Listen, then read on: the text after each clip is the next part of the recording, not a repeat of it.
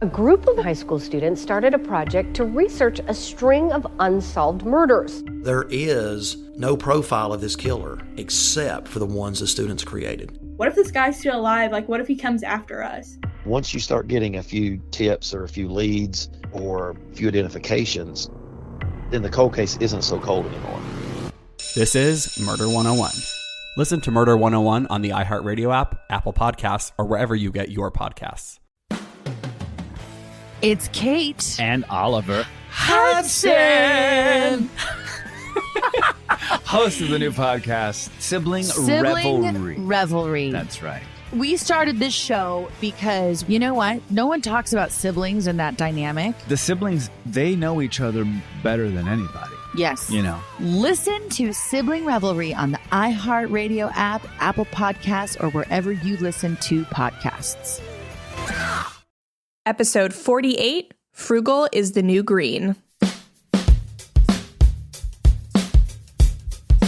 Welcome to the Frugal Friends podcast, where you'll learn to save money, embrace simplicity, and live a richer life. Here are your hosts, Jen and Jill.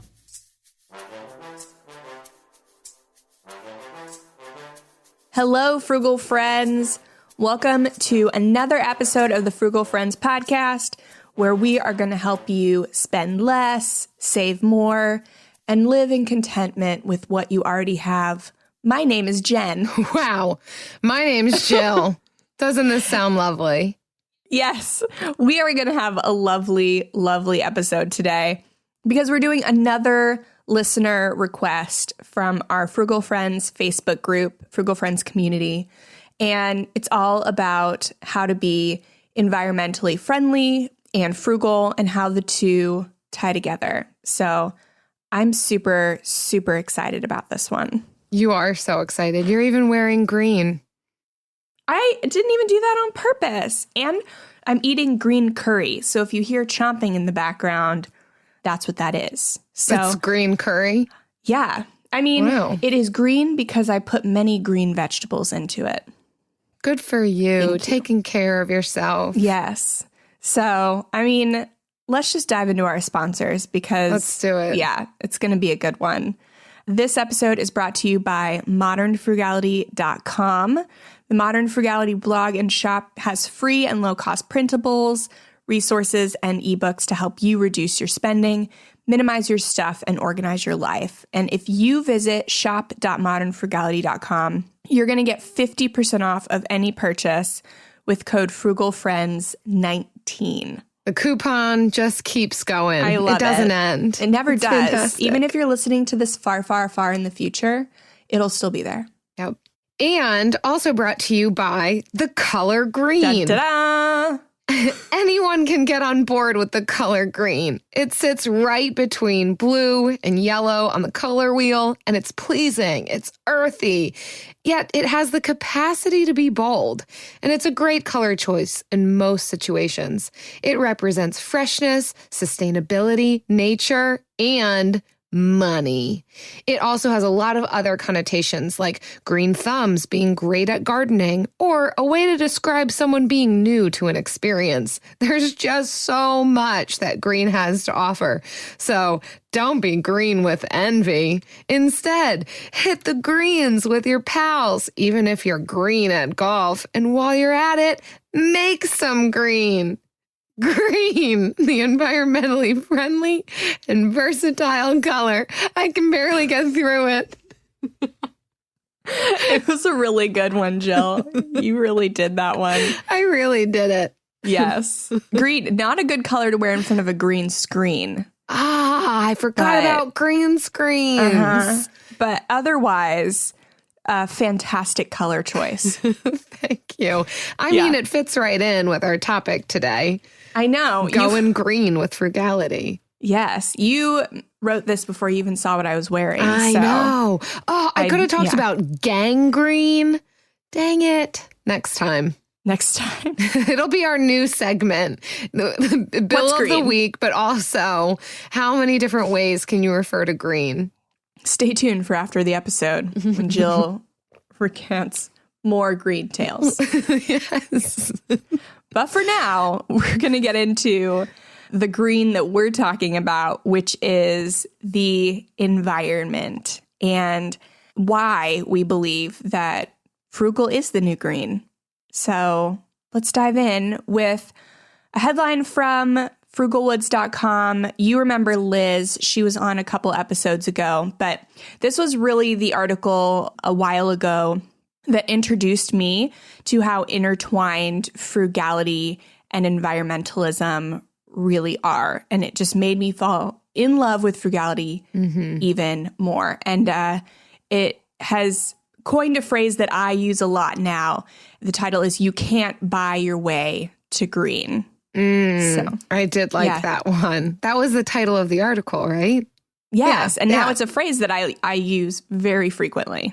It is fantastic because it just is a byproduct, even for people who aren't necessarily aiming at being environmentally conscious.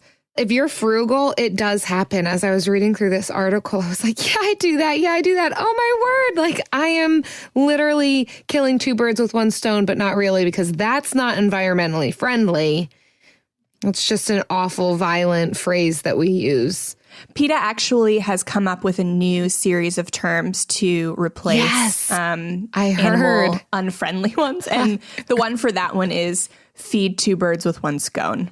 Oh, okay. In case you wanted to know, there you go. You could probably feed more than two birds with one scone. Hopefully, depending on the size of the scone. Yeah, and that's what we do here with our frugality and how it crosses over into being environmentally friendly. Scones, yeah. Yes. So Liz goes through a bunch of the ways that her frugality is helping the environment. And so we're going to go through hers, and then our next headline is going to be a little more like accessible. But I really wanted to share this one because A, it's the one that introduced me to this concept, and B, because it's well written. Jill, what did you think about this one? I thought it was good. Like I said, it made me realize the things that I am doing just as a byproduct to being frugal.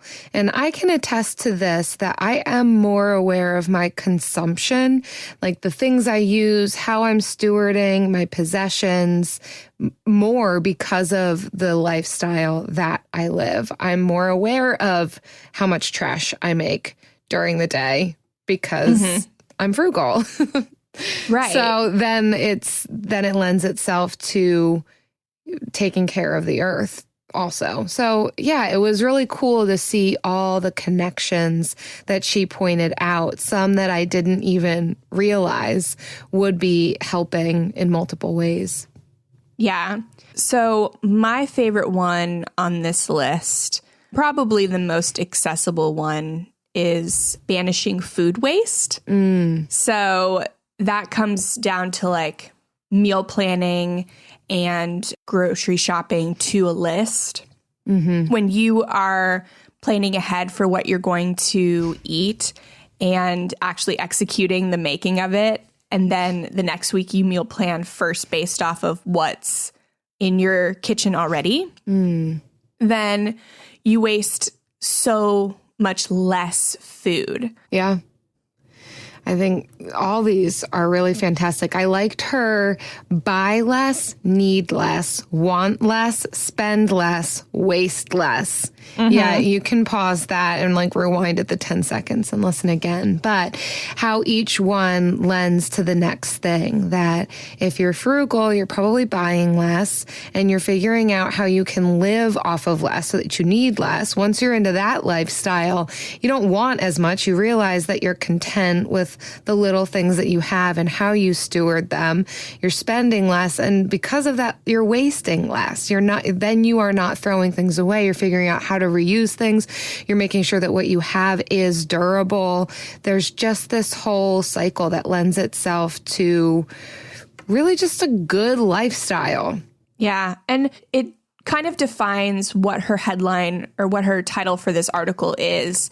And she says there's a myth that in order to be green, you have to rush out and purchase reams of environmental goods. And those are usually pricey. So the 100% recycled papers and solid wooden like furniture and toys and all of these organic cotton, all this stuff.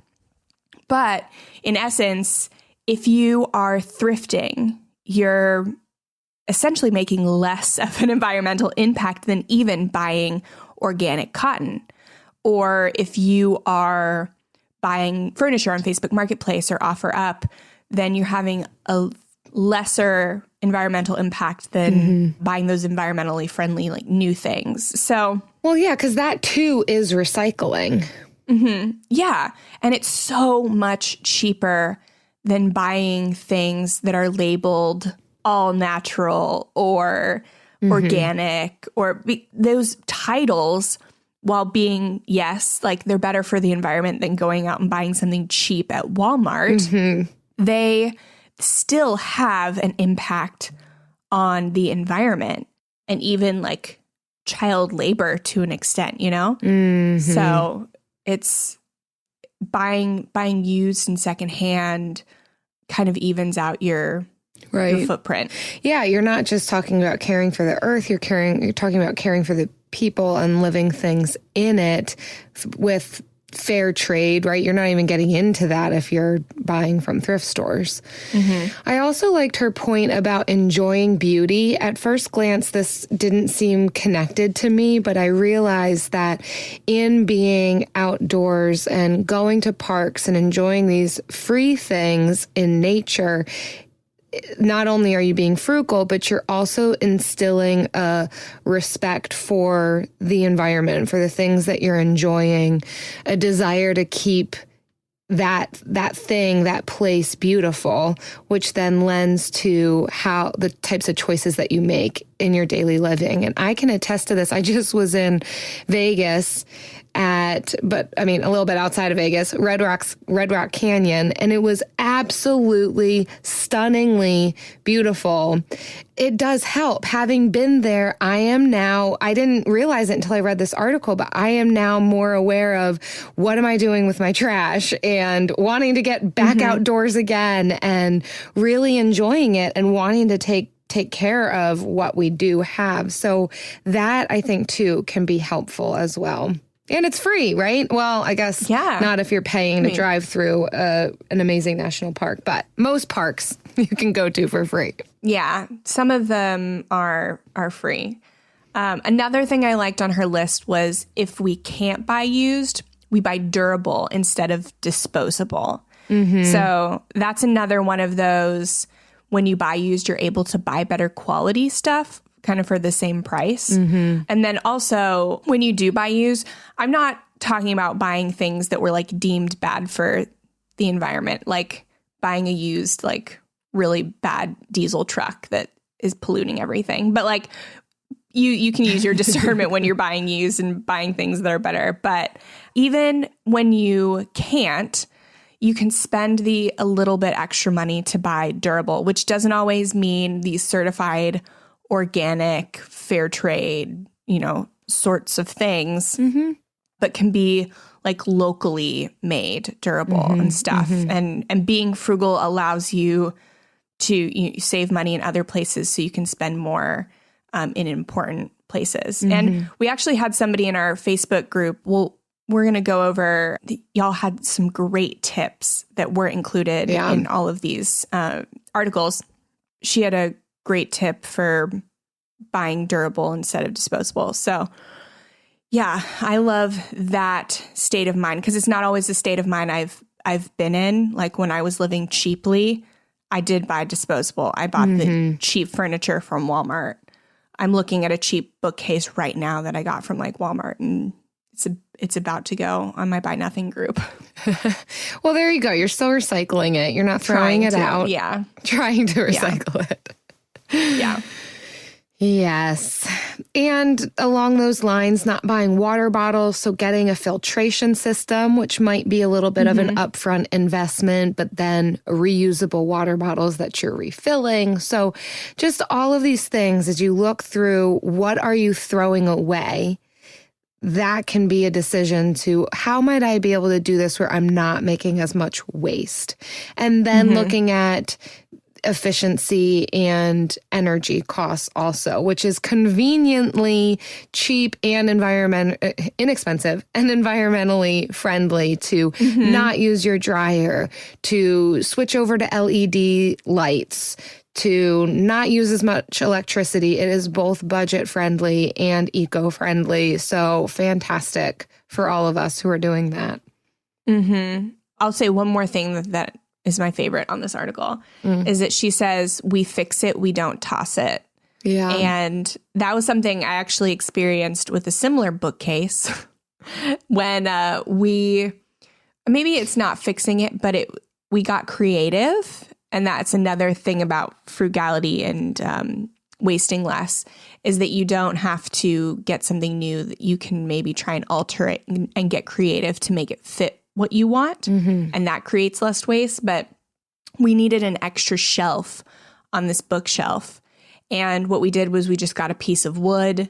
We got some extra dowels, and we painted it black, and we put an extra shelf at the bottom. Nice. And we just anchored it to the wall. So it was just a matter of getting creative, and that created less waste and saved us money. Fantastic. So. Good job, you guys. Yes. Thank goodness for black paint to cover up a multitude of jerry rigs. I know. She has a lot of other good things on this. Like she doesn't wear makeup anymore, so she doesn't risk having things tested on animals or have like harsh chemicals like around, and gosh, all this other stuff that goes with homesteading, because they homestead in Vermont. But most of us don't homestead in Vermont.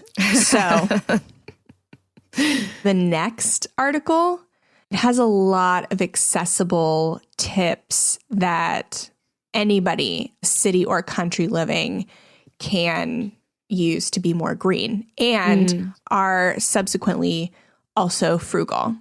Yes. So we know New Year's resolutions often don't stick. In fact, on average, they last around 30 days. So if saving money is on your 2024 resolution list, here's a foolproof way to stick to yours. Switch your phone provider to Mint Mobile. For a limited time, wireless plans from Mint Mobile are $15 a month when you purchase a 3-month plan. That's unlimited talk, text, and data for $15 a month. For those of you paying close to $40 a month for just one phone line, this means a savings of $300 over the course of the year. We especially like Mint because all plans come with unlimited talk and text and high-speed data delivered on the nation's largest 5G network. To get this new customer offer and your new 3-month unlimited wireless plan for just $15 a month, go to mintmobile.com/frugal. That's mintmobile.com/frugal. Cut your wireless bill to $15 a month at mintmobile.com/frugal. Additional taxes, fees, and restrictions apply. See Mint Mobile for details.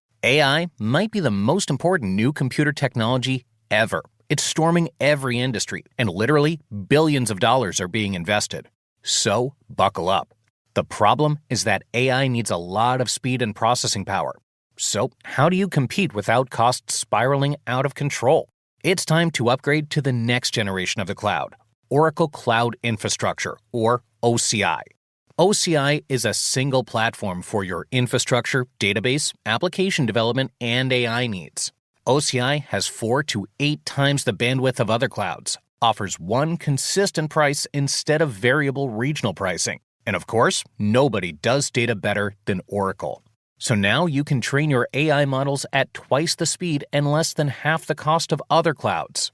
If you want to do more and spend less, like Uber, 8x8, and Databricks Mosaic, take a free test drive of OCI at oracle.com/strategic. That's oracle.com/strategic. oracle.com/strategic. Our next article is from The Art of Simple. It's titled, A Frugal Family is a Greener Family, Easy Everyday Tips. I'm going to challenge myself actually to adopt a few more of these things. Really? Jill, I'm curious what you don't do that you're going to adopt, but... Well, I'll let you go first. What did you like on this one? So I really liked the cloth napkin idea. That's the one I want to try to adopt. Yeah. Okay.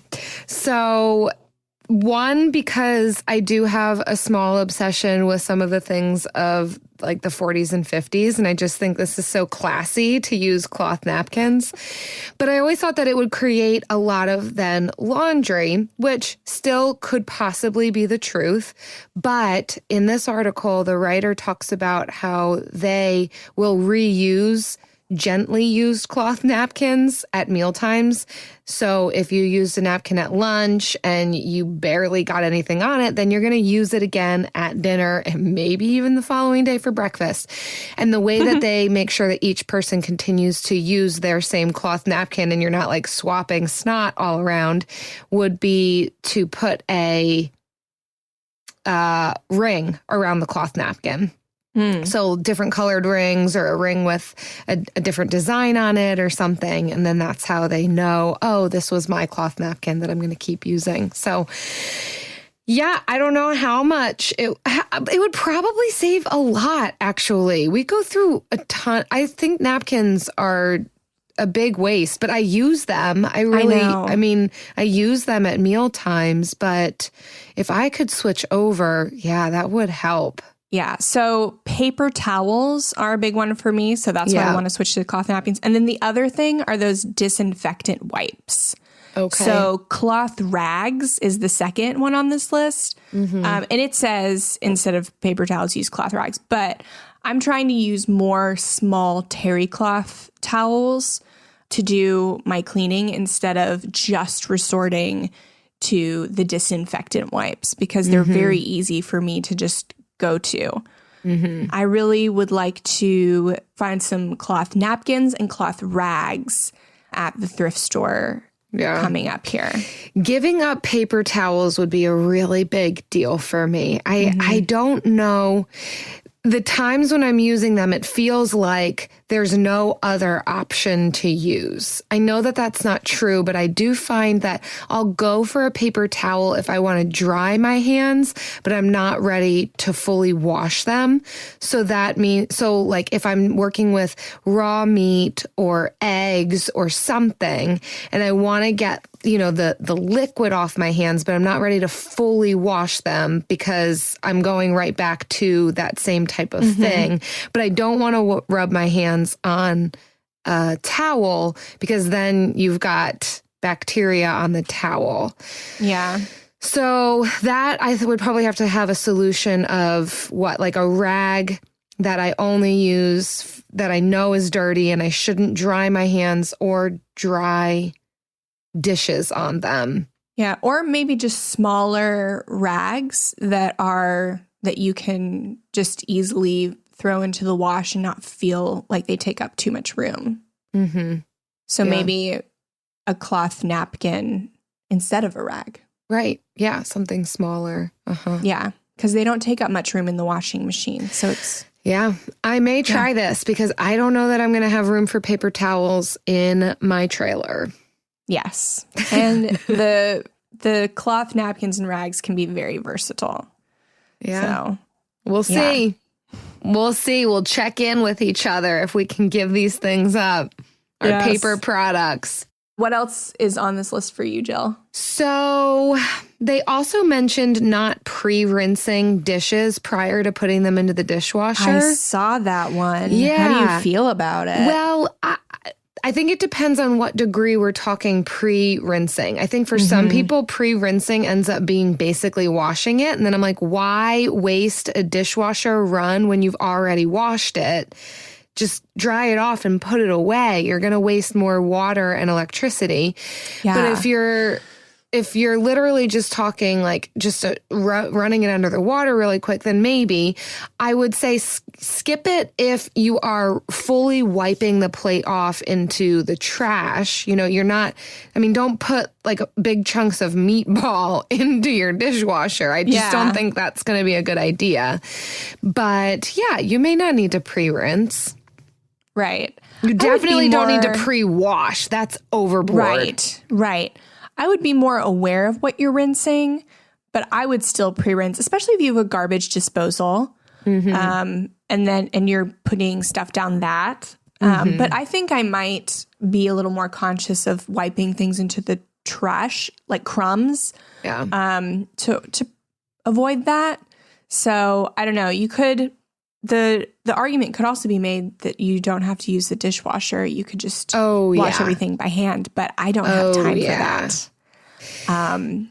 So I think I'll take the not pre-rinsing. I've never really had a dishwasher, and I found, at least with the two of us, that we don't go through dishes enough to use the dishwasher. So it just ended up being a drying rack, which was nice because then as dishes are drying, they are out of sight.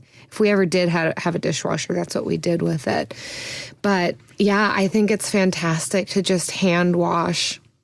If you can do it. I get it that it's not super doable for a big family. I know. We're just two people and I still make a lot of dishes. And I try and reuse dishes. So like if I meal prep, I'll put what I cooked back into the container that the ingredients were in.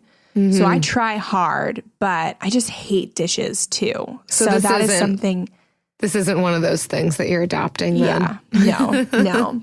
One thing I do on this list, swap clothes. Yeah. It's really funny because I was at church the other week and we were talking about our styles and like our fashion styles. And essentially I was like, my style is whatever my friend Jessica gives me. Yes. Because all I wear are her discarded clothes. Her hand-me-downs. Yes. Yeah. Because do yourself a favor and find yourself a friend that is a similar size to you and just swap clothes, because sometimes it's not that they shop all the time and they have all these clothes that they're getting rid of. It's just every once in a while you have clothes that you're just sick of. They're perfectly good, but you're just sick of them. Yeah.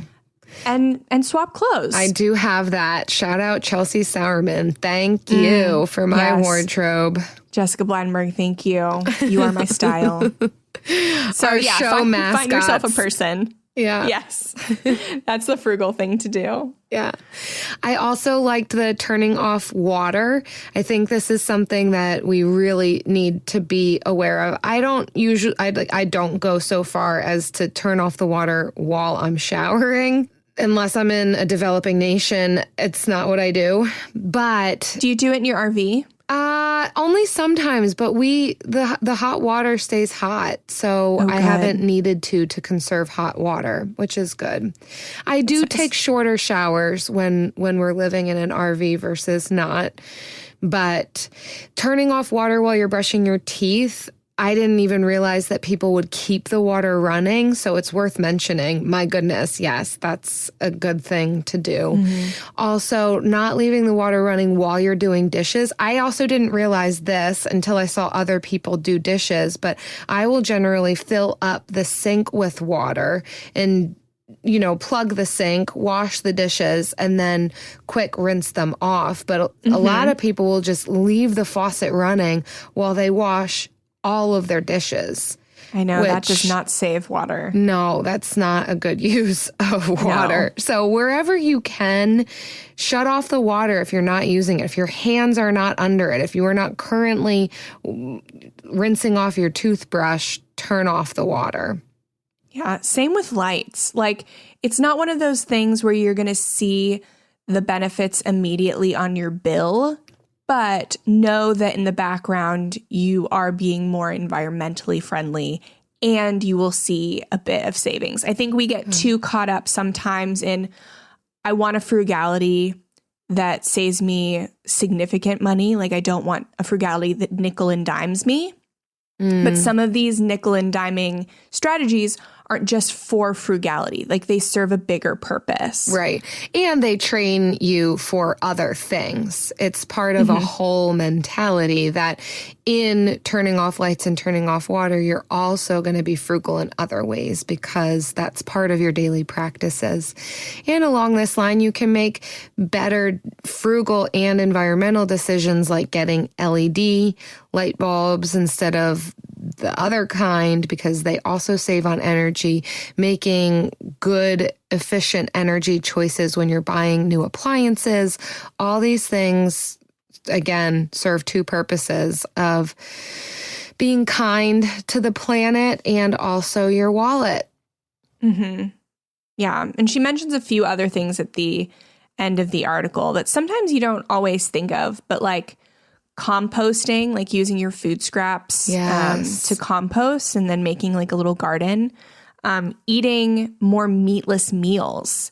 So regardless of what you think about eating meat, the meat industry does have a significant impact on the environment.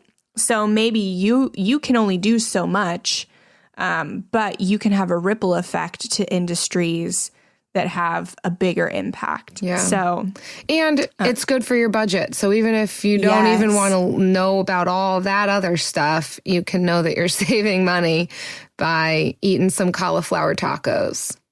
Yes, and they're delicious. They are delicious. Black beans are great, and I can't get enough of them. I also like the point that both of these articles made. It was around using AC and opening windows, not using AC if you can, but it also to recognize where you live. So for Mrs. Frugalwood, she lives in Vermont. Yeah, you really don't need to have AC.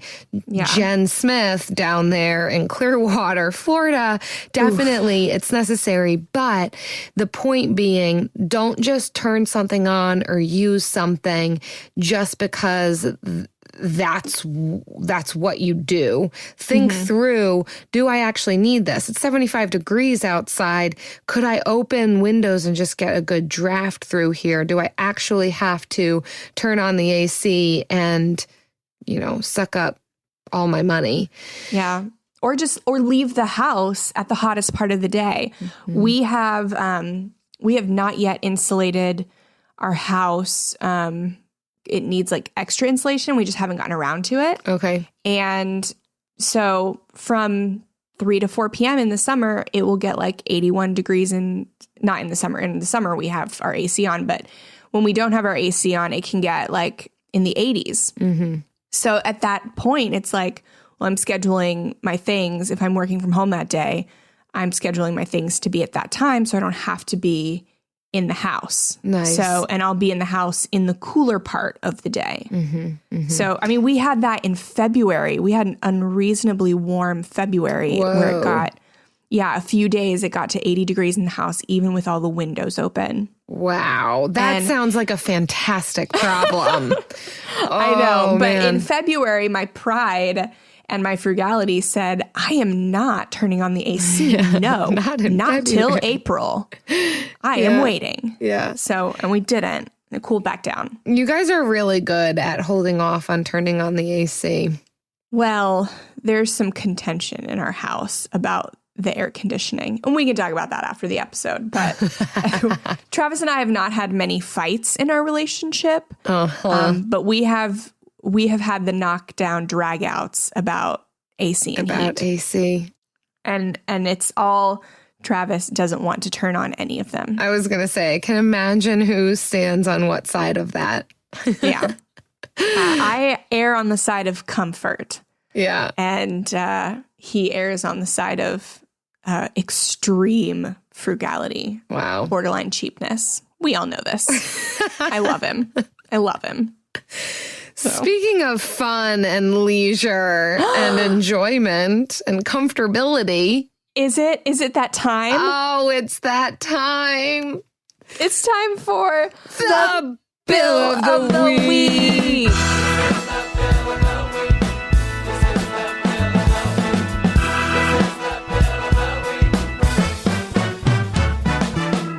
That's right. It's time for the best minute of your entire week.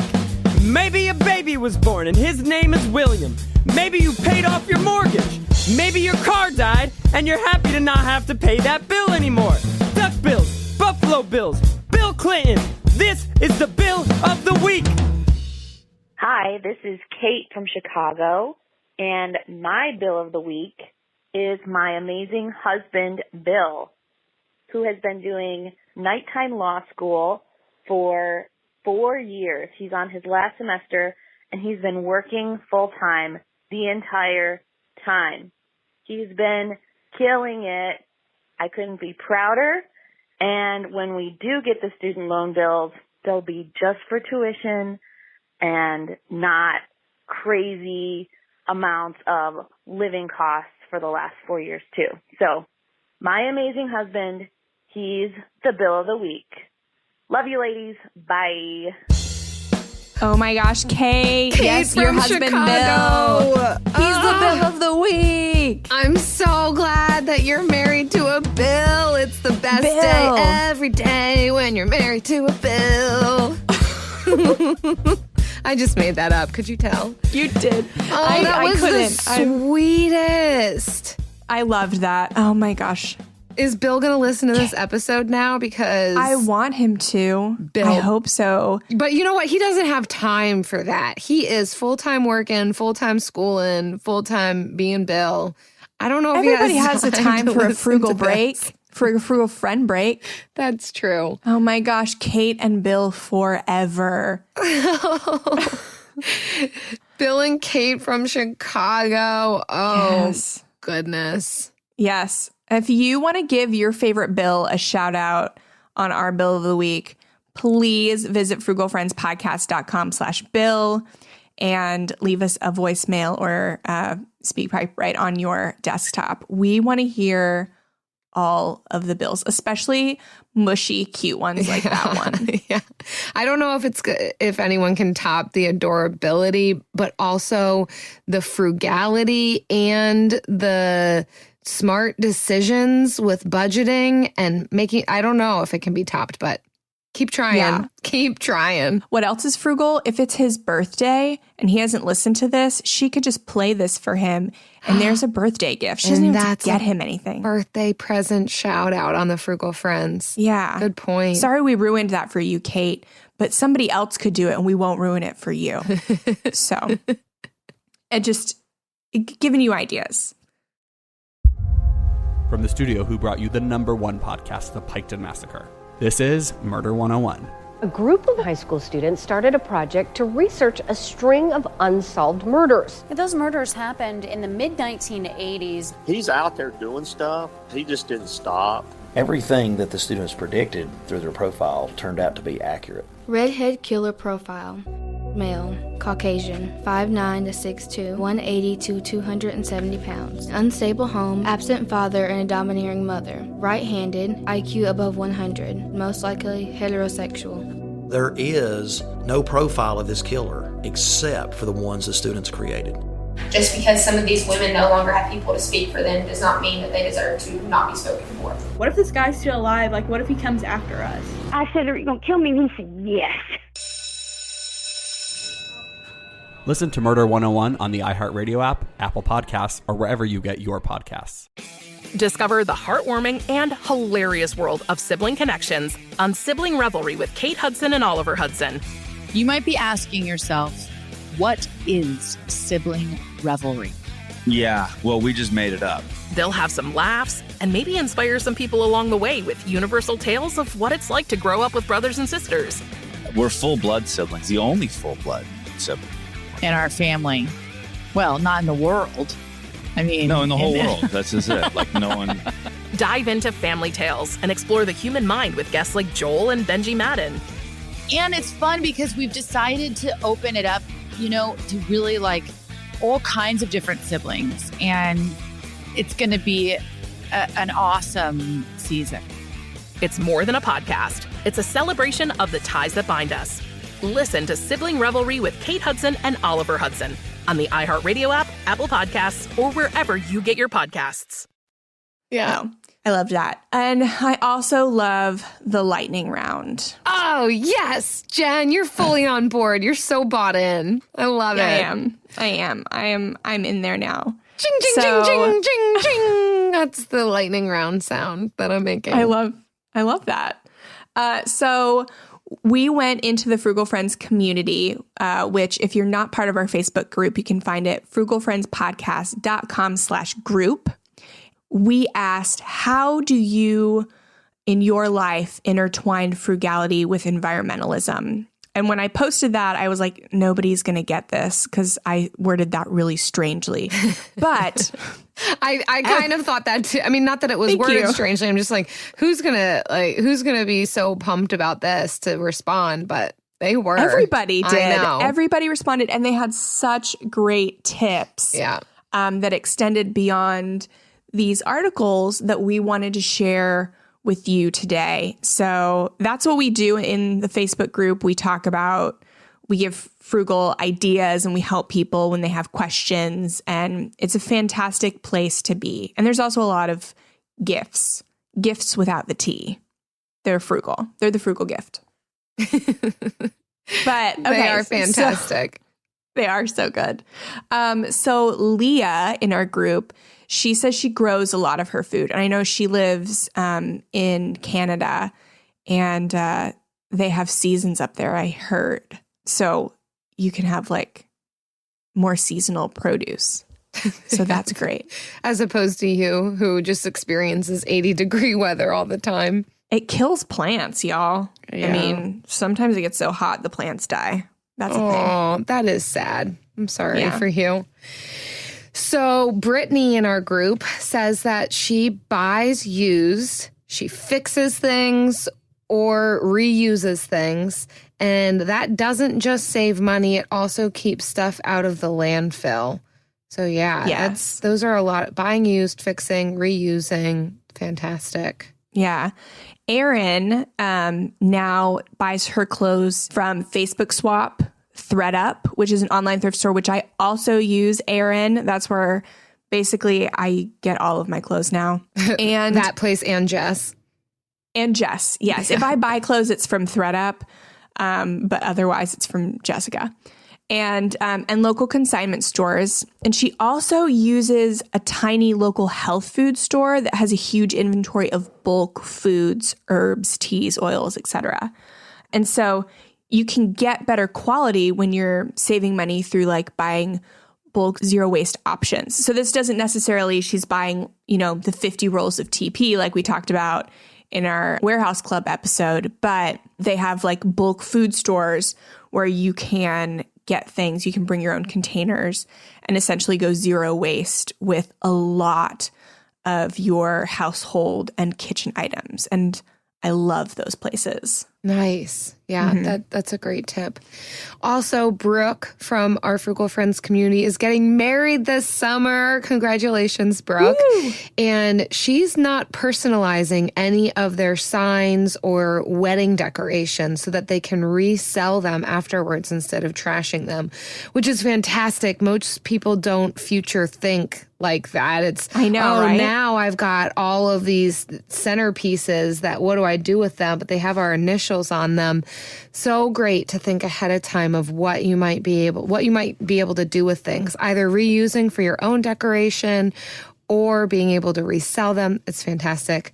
She also, but wait, there's more. Brooke has more. She also uses bamboo towels instead of cotton balls and makeup remover pads. I've never heard of this. I'm going to have to look into this. I hadn't either. She actually posted the link to some bamboo towels. And this is great because I thought I ran out of cotton balls this week and I tried to use paper towels to take off my nail polish.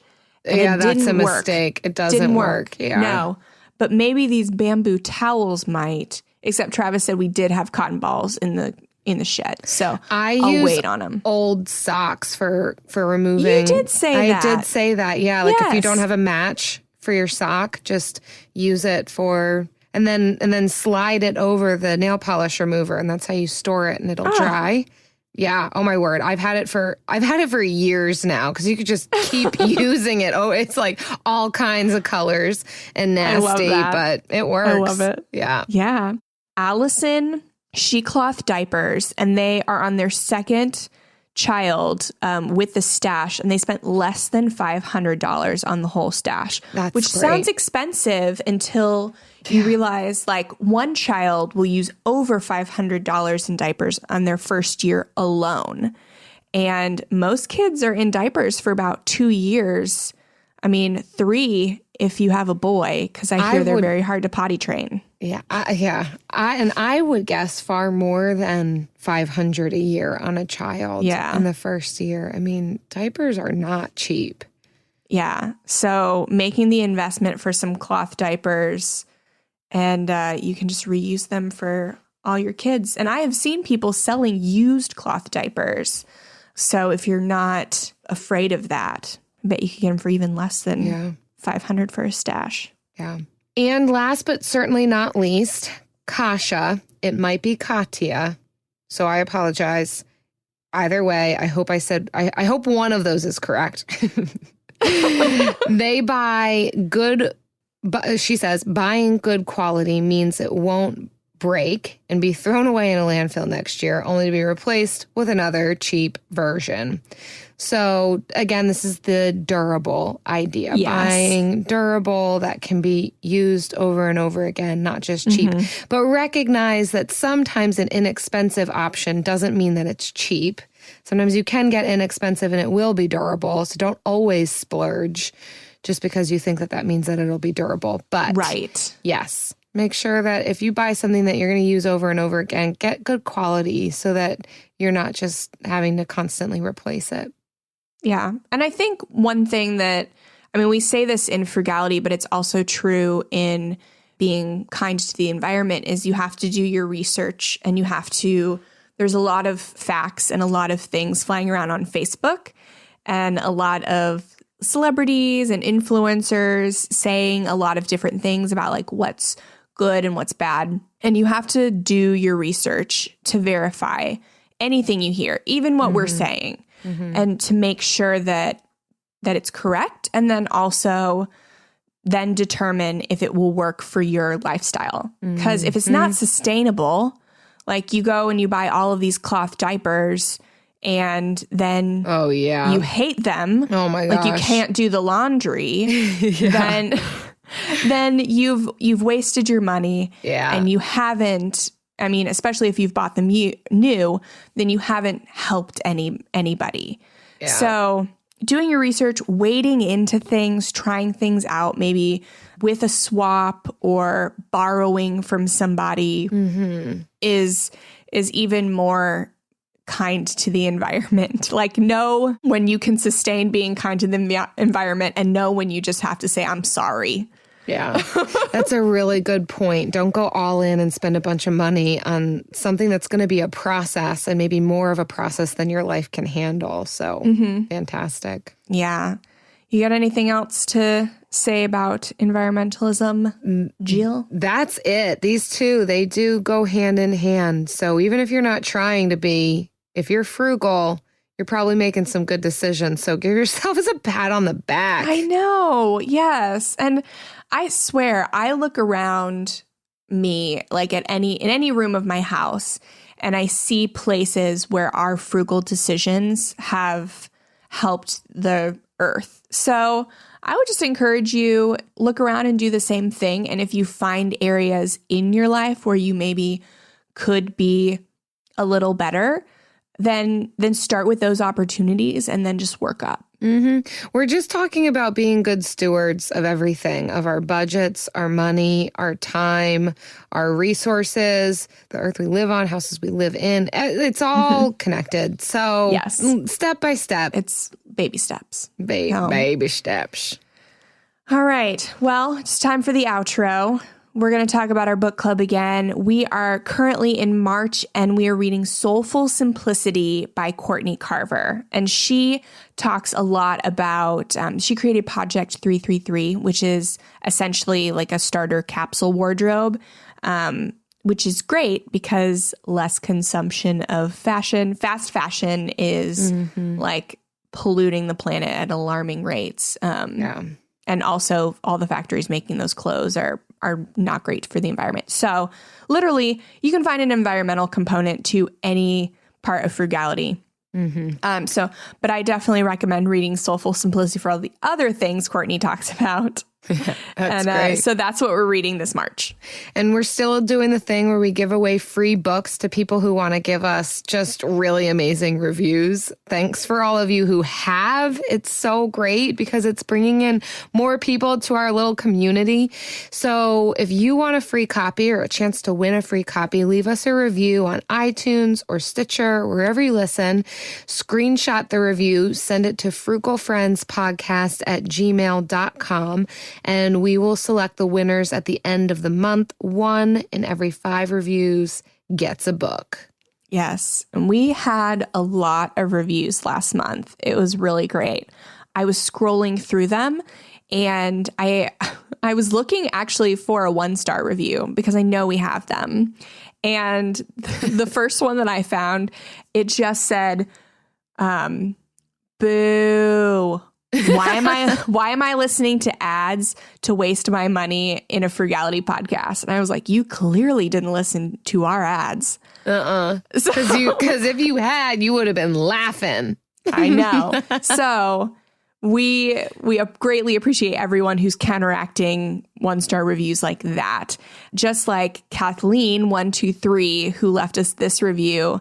And she says, I was never taught about money. In fact, I was taught to never talk about it. And it was only through finding the Frugal Friends podcast that I realized I could educate myself. Frugal Friends make learning about new ways of thinking around money and frugality easy and friendly.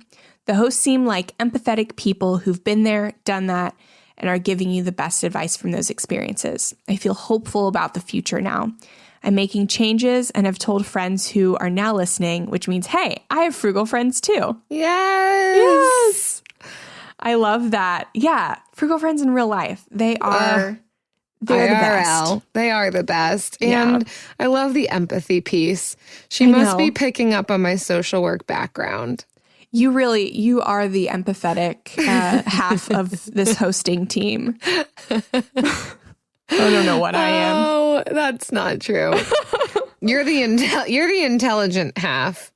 I'm the emotional. I'm not emotional. I don't know what I am. Maybe empathetic. We'll go with that. You're intuitive and empathetic. I just like freedom. Yes, same. Well, thank you so much, Kathleen. That was a really great review. We appreciate it. Yeah. Oh, well, you guys, it's been fun. Come join us throughout the week at our Frugal Friends Facebook community group, and we'll keep the conversation going. We'll keep it light. We'll keep it jiffy, whatever. Yes. Just do it. Yes. And we'll see you next week. See ya. Frugal Friends is produced, edited, and mixed by Eric Sirianni.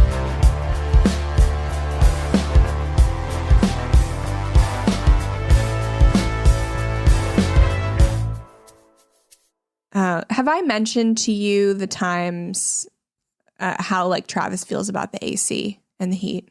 Yes. Oh my gosh. Yeah, that he never ever wants to turn it on. Yeah. I can't remember fighting with him about anything except for a handful of times, and I can count them on one hand, but they are all about turning on the air conditioning or the heat. Does he see like how much of a difference it makes in your bill? Is that part of his ammunition? A little bit, yes. But I think he just feels the money flowing out of the vents. He feels money leaving. So, God bless that's him. probably because you literally have dollar bills flying out of your AC. Where else am I going to store them, Jill? You know, I don't want other people coming in and seeing all of them. I know. It's part of what I do when I come down to see you guys is just like stand outside of your AC unit, just like waiting for the money to fly out of it. It's a good activity. And then I run off and I buy my slushies with it. Yes. So at least tell Travis it's going towards Jill's slushies. I will. Thanks. My slushies too. That might help. Well, this time around, you'll be pregnant when you start, like fully pregnant when you start to have to turn on the AC. Yes. So that can help. You can pull that card. Yes. And then each cards. consecutive year after that, it can be for the child. This child we can't risk heat exhaustion. Jill, that's why I'm having a child. Yes. So I can get the AC and the heat turned on whenever I want. Yes. He'll listen to this. This child will freeze. Yeah. He'll listen to this, but it will be too late. Yeah. It will be too late. A group of high school students started a project to research a string of unsolved murders. There is no profile of this killer except for the ones the students created. What if this guy's still alive? Like, what if he comes after us? Once you start getting a few tips or a few leads or a few identifications, then the cold case isn't so cold anymore. This is Murder 101. Listen to Murder 101 on the iHeartRadio app, Apple Podcasts, or wherever you get your podcasts. Discover the heartwarming and hilarious world of sibling connections on Sibling Revelry with Kate Hudson and Oliver Hudson. Dive into family tales, explore the human mind, and laugh with guests like Joel and Benji Madden. It's more than a podcast, it's a celebration of the ties that bind us. And it's fun because we've decided to open it up to really like all kinds of different siblings. And it's going to be an awesome season. Listen to Sibling Revelry with Kate Hudson and Oliver Hudson on the iHeartRadio app, Apple Podcasts, or wherever you get your podcasts.